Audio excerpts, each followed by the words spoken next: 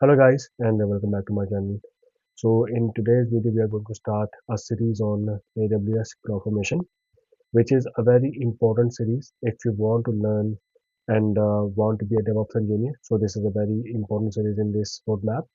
And before going to deep dive, I just want to give you a prerequisite information about this course. So if you really want to understand this skill, you should be having a very good and deep understanding about AWS core services, and especially the services where you want to work, where you want to deploy your resources using CloudFormation.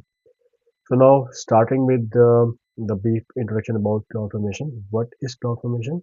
So CloudFormation is basically a platform that is provided by AWS, which helps you to deploy your infrastructure code.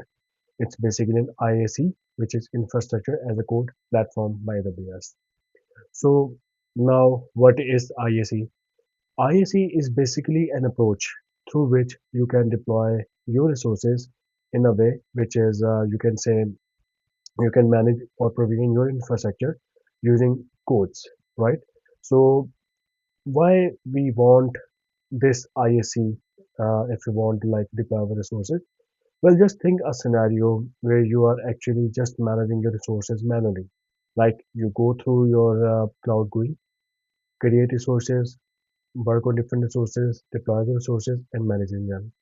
So if you have a very small number of resources, this thing or this practice is acceptable, like one or two resources, whatever.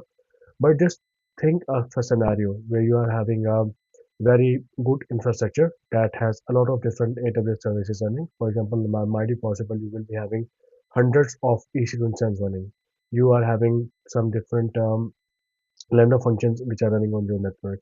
You are having some Kubernetes clusters that are running. You are having some databases running on your on your cloud infrastructure. You are having some DynamoDBs, whatever.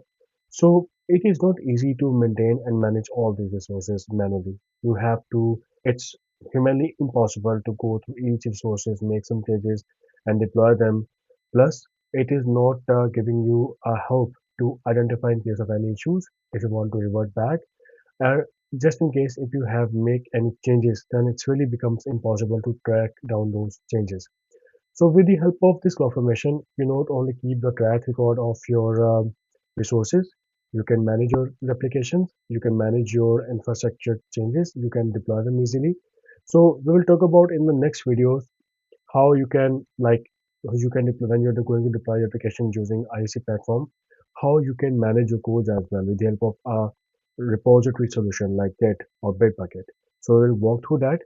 So as I have said about this solution, let's talk about the disadvantages of IaC. This is from the CloudFormation perspective.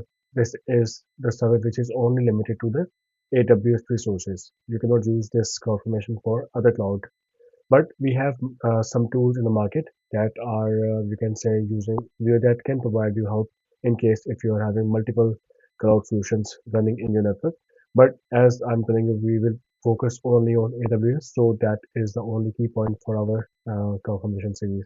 So in the upcoming videos, I will go through the uh, AWS CloudFormation, like how you can access this on your GUI on your console, and how you can deploy, and we will try to deploy our first template, or you can say first resource with the help of CloudFormation.